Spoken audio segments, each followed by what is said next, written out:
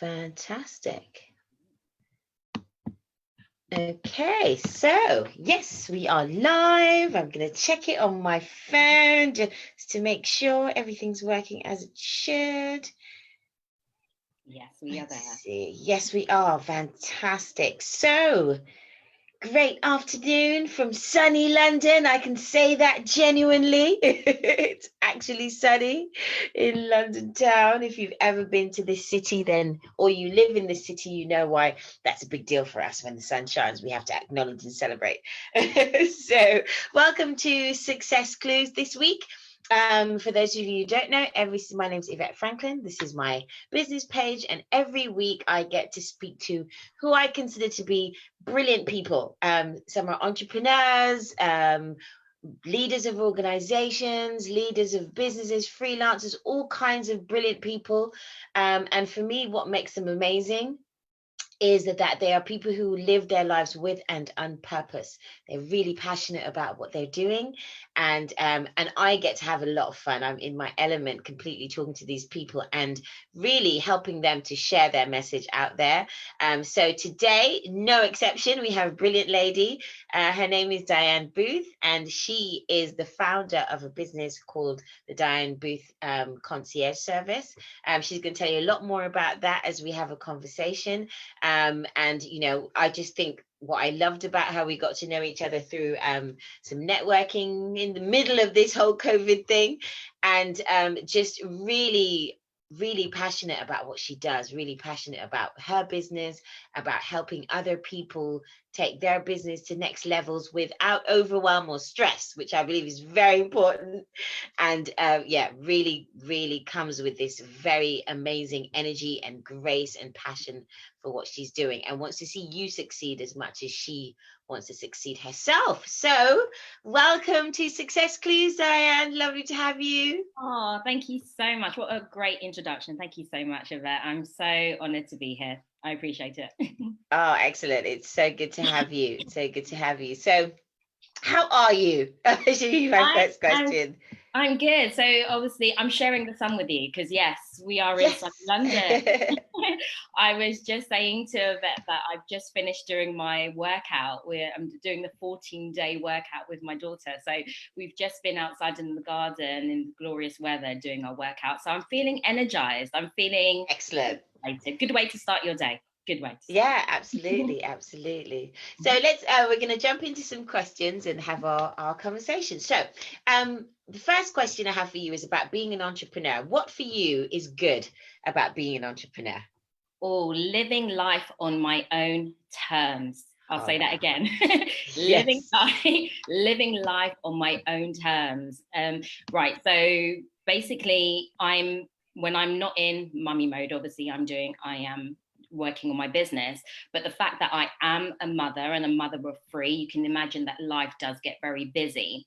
Yes. I will no doubt be speaking about what I was doing prior to being an entrepreneur, where I was also living a busy life whilst raising children. But nevertheless, now I work when I want to work. I still put in, a lot of effort, a lot of energy goes into what I do, but I can do it when I want to do it. And I think that is so crucial, about owning your time, taking ownership of your time, and doing what I do now, being an entrepreneur, has enabled me to take ownership. Oh, that is so powerful. Okay, so yes, give us a bit of background. How did you get involved in kind of your own business? And then during that journey, how do you become an expert in this area that you're an expert in?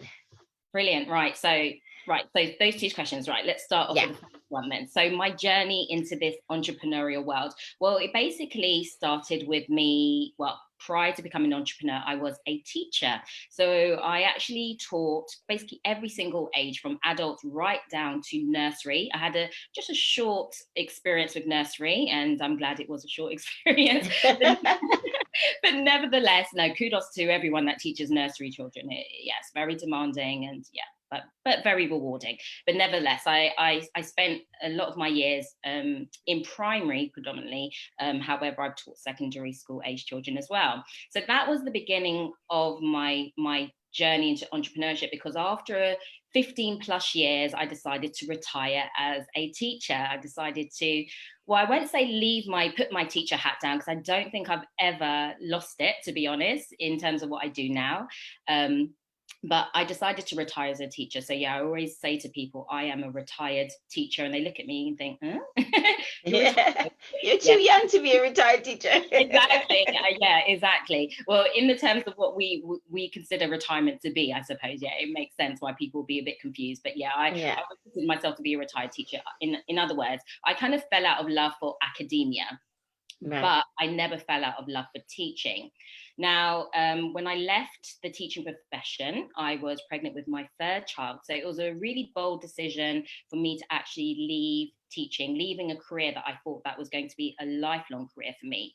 But nevertheless, I just followed the 5-second rule. And I know I've spoken to you about this before, about following that 5-second rule. You know, I wasn't happy where I was, and therefore it was about making that shift. It was about empowering myself. So I always knew I had a backup, and that's something I would always advocate for anyone, that, you know, if you are leaving your career, leaving a job, a job, you know, to have something that you could fall back on as a just in case, a kind of plan B. Aim for your plan A, but you've got a plan B. So I always had a plan B. So I kind of, when I left teaching and, you know, was pregnant with my third child, that time during my maternity leave kind of gave me an opportunity to kind of mull over ideas, actually list out all of the skills that I had as a teacher, also as a mother, you know, as well, list out all of those skills and qualities that I had, and work out, okay, what is going to be my next plan of action. I would actually say I kind of fell into entrepreneurship because I love researching. So I researched what I could do with those skills, and entrepreneurship came up all the time, you know, and I thought, you know what, I can do this. I've got family members that are entrepreneurs as well. And I thought, you know what, I can do this. I really can, you know. The fact of having 3 children, in fact, well, having, you know, 2 children, 1 on the way, did not deter me. And so then I thought, okay, what is it I can do with these actual skills? So what it led me into being a natural organizer. You know, if you're a mum of 3, you know, you have to be definitely. you have to be organized. What it led me initially into was a personal concierge. For those that don't understand what that term is, because it is a relatively new term, it was about helping people within their personal lives, basically, and helping them to be more organized. But what I found after doing that for a period of time is that that kind of work took me outside of the home. And remember, I said about, you know, being an entrepreneur is about being able to do things on your own terms. Or I felt, you know, I've got 3 kids. I had a baby. Once I started my business, I then had a baby, you know. And so I didn't really want to do something which, again, took me outside of the home. I wanted to be able to do things in the home and spend quality time with my children at the same time. So then I pivoted and shifted, as people do along their business, until you find something that really kind of resonates with you. So I found something that really resonates with me. And it was simply a case of shifting from a personal concierge to a business concierge. Now, a business concierge is similar to the personal in terms of it's supporting people become more organized in their business. So I started to do that at first. That was my first kind of shift. My kind of first pivot was becoming a business concierge, where I was actually, you could probably say it was equivalent to like being a virtual assistant, because I was supporting people with different elements of their business. So I did that for a period of time, which was really great because it enabled me to build a plethora of skills, because I didn't really niche down at the time. I was doing lots of different things in people's business. I got to develop my techie skills because I'm a techie geek. So I got to develop those skills as well. And just really learn more about my target audience, people who I wanted to work with. I knew I wanted to work with, you know, action takers. I knew I wanted to work with business owners that are ready to scale their business as well, you know, so they were at a certain point within their business and were ready to move up a level, move up a notch. So yeah, it gave me the time by being, let's call it, a virtual assistant, although I am a business concierge. It gave me the time to really kind of perfect my skills. from that, I then recognized that trying to do everything for everybody is great for everybody else, but yet again, it wasn't great for me. So again, it took me to a point where I needed to shift yet again, which I'm perfectly fine with it. You know, having been a teacher, you know, for so long, you learn when you're in a classroom situation to pivot, to shift when things aren't going the way, you know, that you have planned, which is fine. You know, so I then shifted again, and I really niched down to where now I support small business owners, still the business concierge, but now my focus is on helping them build recurring and passive income streams. And by that, I mean, because there's a plethora of recurring and passive income streams out there. But for me, it's about helping them build out their courses, their memberships, their training hubs. All of these things are kind of congruent. They're kind of like in synergy with what I was doing as a teacher, with all the planning that I would do, you know, creating learning opportunities for my students. Now I'm able to support my clients with creating learning opportunities for their students, for their learners as well. So now I found my happy place. This is I'm in my happy space now, because I've kind of gone back to my first love. I may have left my teaching, but I've now utilized those skills. I've now utilized those skills even more, in a more impactful way, to do what I'm doing now, which is, you know, supporting small business owners with creating another income stream to support their learners. And that's great. That's an amazing journey, because I love that, you know, you were very strategic about it, but you were also flexible and kind of look at it and say, okay, this doesn't work, this does work. Let's keep doing that and not do that. And even the way you figured out, okay, it's a personal concierge now, but like you just kept learning from it and then adding to it, and, you know, expanding your skill set. And I find that very unusual for an entrepreneur, because a lot of the times they have their idea, they have their business, and they want it to go a certain way. They want it to be a certain business, and they beat their heads against a wall to say, well, this is what my business looks like, regardless of whether it works or not, regardless if you're making income or not. So I really love that you seem to always be looking at it and tweaking it and shifting it. And exactly. And I think that's something that I learned. I mean, I must admit, when I first started my my business, I kind of was doing everything and following everything. It was a case of that shiny object syndrome, which everybody I know no doubt has, where you're following everybody. You see people that are very successful, but actually you don't understand their journey, and you kind of do everything. I had to take a moment to just slow down and follow my intuition and follow how I feel. So I had to utilize as well the fact that, you know, I've had years of planning, you know, when I can tell you the amount of lesson plans I've done, you know, over the course of 15 plus years. So I had to remember, you know, these are the skills I have. I need to utilize that. So have a plan of action, but recognize, as you said, that there's opportunity to be flexible, or make sure there is opportunity to be flexible in that. And I think it's not a case of just, you know, you try one thing, because I think this can happen as well within the entrepreneurial world. It's kind of twofold. You mentioned one type of entrepreneur that can often just stick at something even when they know it's working.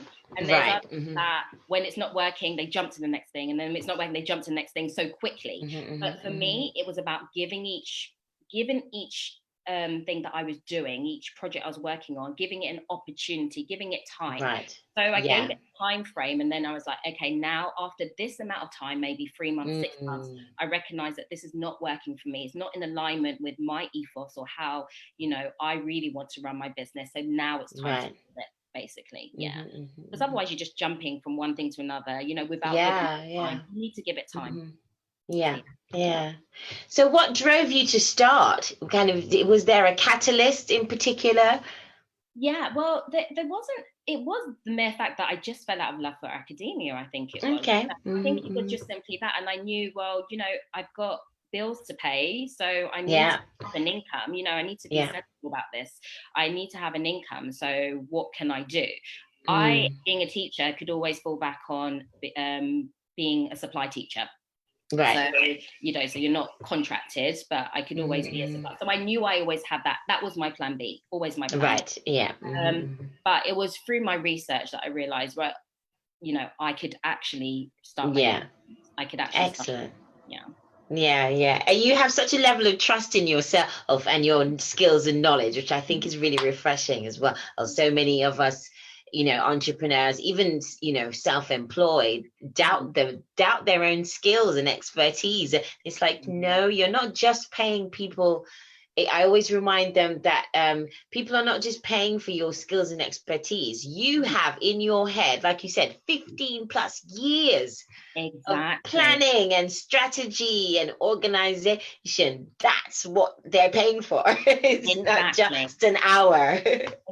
And it's remembering that you already have what it takes. So when you're sitting there, you're overthinking it, should I get started? Should I do it? You already have what it takes. So the thing that I would advocate for people to do, which is what I did, was literally writing out everything that you can do, actually having it there, on a piece of paper, documented what you can do. It makes it a lot easier for you to then, make a decision about. Yeah, that sounds like a powerful place to start. What can I do? And list out what exactly you can do, what you can bring to the table, what experiences you've had. So much more clarity doing it that way. Otherwise, everything's just in your head.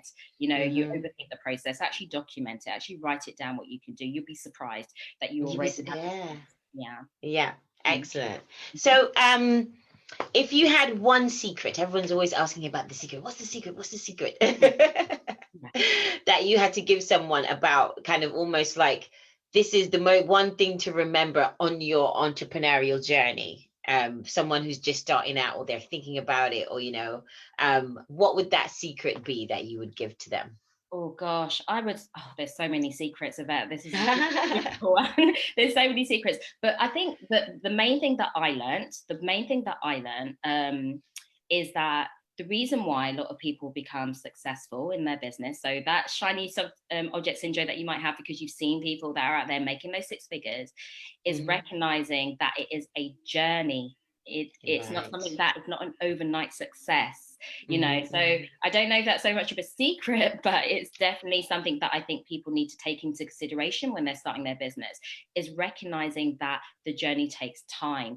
It may take you a year, it may take you 2 years, it may take you 3 years, but as long as you're building those foundations, you're putting those foundations in place, you will get there. Have that big, fat, audacious goal. The reason why these people are successful is because they had that big, fat, audacious goal. Their mindset was in the right place. They had that positive mindset that told them that they can get to where they need to get to. And I'm going to be cheeky and add another one. Yeah, go for it.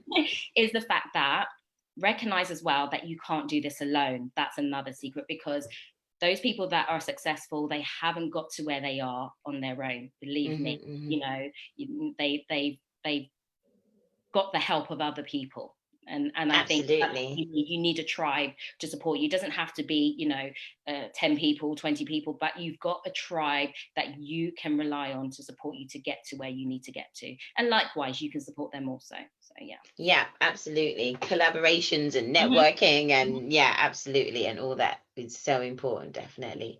So in your experience, like with your clients, and with other entrepreneurs that you meet, what are some of the common mistakes that you think, or common problems that you think that people experience in their journey? One thing is not documenting their processes. So I would advocate this from when you even start your business. So it's again going back to what we're saying about recognizing that you do need to have a level of flexibility. You need to be flexible, basically, in your business. But nevertheless, it's important to have a plan of action. So documenting the process, what we call our SOPs, so your standard operating procedures. So for each area of your business, or each core area of your business, that could be the marketing, that could be selling, the different areas of your business that you focus on specifically, document those processes, because then when things actually do go really well, what you've got is a blueprint that you can just repeat of why it worked. Yeah, because what I Wow. find with some entrepreneurs, and sometimes with those that I work with as well, is that they tend to do things in a haphazard manner, and that's where I come in, because I help streamline that process.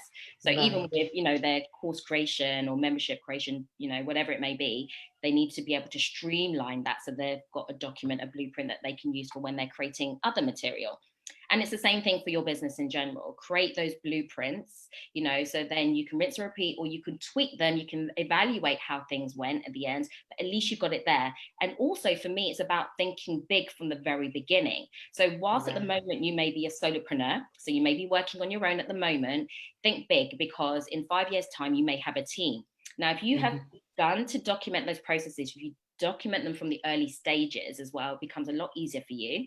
So you're not backtracking, but documenting them from early on. Then when you have your team members, you know exactly what tasks are required in order for you to achieve or complete a certain project. You can then start delegating, because you can say this task, this is not something that I need to do because it's not the best use of my time, but I can then outsource that task to a team member or even to a VA, as an example. So that would be something that I see doesn't happen so much. The organization. I've heard so many entrepreneurs, because they are so creative, they lack they're honest and will tell me that they lack the organization, because all they want to do is come up with the ideas. That's great, but have something in place then that you can delegate to other people.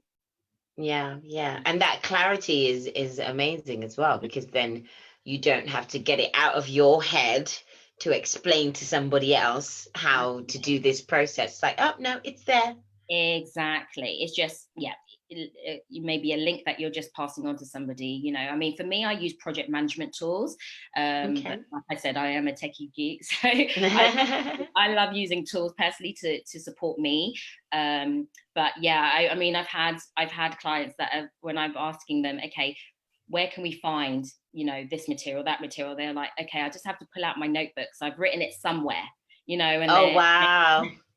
they're trying to flick through pages and pages just to find the one thing that I need, whereas if you kind of streamline everything on whether you use a project management tool, whether you're using a Google Doc, a Word document, an Excel spreadsheet, whatever it may be, just have somewhere, one central place where you place everything. Just makes your life a lot easier. Amazing. Time is money. Yeah, absolutely, especially as your business is expanding and you can't be looking through notebooks to find stuff. That's amazing. Exactly. Amazing. Okay, so tell us about the future and the vision of your business. Right. So, I mean, I always try to practice what I preach. So Excellent. I remember in my business, I'm supporting my clients with really scaling their business, so whilst they may love working with their one-to-one clients, just like I do, it's about recognizing that for expansion, in order to scale, you need another avenue in order to get an income. So for me, I'm just going to continue building out my courses, building out my material in that sense, my recurring revenue streams as well, so that I can be sipping margaritas. Excellent. Margaritas on a beach, from anywhere in the world. So it's about being able to eventually live that lifestyle where I can work from anywhere. In fact, you know what? In terms of what I do, I could live from anywhere and work from. I could live anywhere and work from anywhere. But where I have team members as well, so that I'm not having to do every single thing as well in my business. Yeah, that's fantastic. That's great. So where is the best place for people to find you, stay connected, find out about your courses, your business, what you're doing? Oh, I'm gonna have to leave the link actually at the bottom, but yes, you can find me on my web.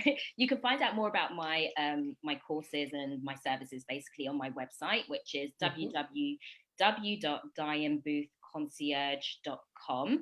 But you can also connect with me on social media. So yeah, most definitely come and connect with me. Come and say hi. My Instagram handle is @DianeBootheConcierge, and in fact, that's the same handle for my Facebook page as well. So yeah, come and connect with me that way. I would love to be able to support you. I'm always trying to offer value on my accounts, on my social media accounts, that will help you to kind of scale your business and take it to the next level as well. So yeah. Amazing. I will definitely make sure all the links are on the video and in the connections, and that everyone can reach out and share to you and find out what you're doing. So that's brilliant. And I've been watching your page as well. I see that you're doing amazing things, and there's been great launches, and so that's fantastic. Fantastic. Okay. Thank you so before we go, is there anything else that's on your mind that you think, actually, I would love to add this because I think that would be valuable for someone to hear? Okay. I think I just want to share, I suppose, one really good piece of advice, something that I learned a little bit later on in my business. So if I can support somebody in the early stages, that'll be great. And that is just to follow your intuition, really follow your intuition. And that's with any area of your business, whether it's the type of clients that you're working with. Don't settle for, things that don't light you up, make sure you're working with people that, that are motivating for you as well, so it's I mean, that's just one aspect, but it is just following your intuition, doing what you feel is right, because there's a lot of noise out there when you're on social media. There's a lot of noise out there, and it's easy to try and follow the latest fad. I think it's about just tapping into your own intuition and take time to focus on your mindset, because it's really the mindset that's going to get you the success that you deserve. So yeah. Amazing. Yeah, totally. I love that you said that, because I think in general people forget to list how, that sometimes you just have to, trust. To trust yourself. And I especially liked what you said about choosing who you work with, because for me, that was major part of why I work for myself, and even the business that I'm a partner in, we work because we're in alignment as people, and all those things. And it's so important, because some people get so stuck in, I'm here, it's a business, I make money, it doesn't matter if I like them. And it's like, yeah, it does, because you do your best work when you like people and they like you. It's a different energy, and and you want to do good work. Exactly. So and if you have good rapport and good relationship with people, you're going to do great work. They're going to love what you do. They're going to recommend you, and it will go on and on. Whereas if you're just kind of like, oh, I need to get my £30 an hour.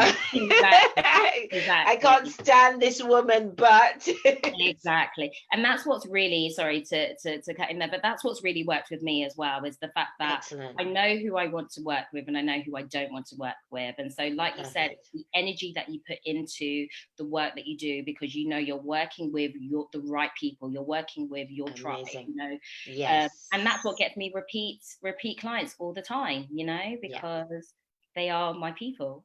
They're your people. That's fantastic. That's really great. I once did a course, I think it was a LinkedIn course with a lady, and she had this fantastic analogy that speaks to that, about being a lighthouse. And she was like, lighthouses don't move. A lighthouse stays in its spot and it illuminates its spot, and the boats come to its spot. And even apparently, certain lighthouses are only in certain areas and all this kind of stuff. She really went into it, and I really loved that. It's like, I like that. I like that too. I do like that. Yeah. So I'll have to use that. So Kate, you can take that one. I took it too. Excellent. So thank you so much for your time, Diane. Always a pleasure. Thank you all, everyone, for being with us on Success Clues. Please leave your messages in the comments. Say hi, ask any questions. I will go back to it later on. And I will also make sure that you have all the links that you need to connect with Diane and see what she's up to. And you can see if you're right for her or she's right for you. Absolutely. Thank you so much for that. I really appreciate it. Amazing. Thank you. Have a great day, guys.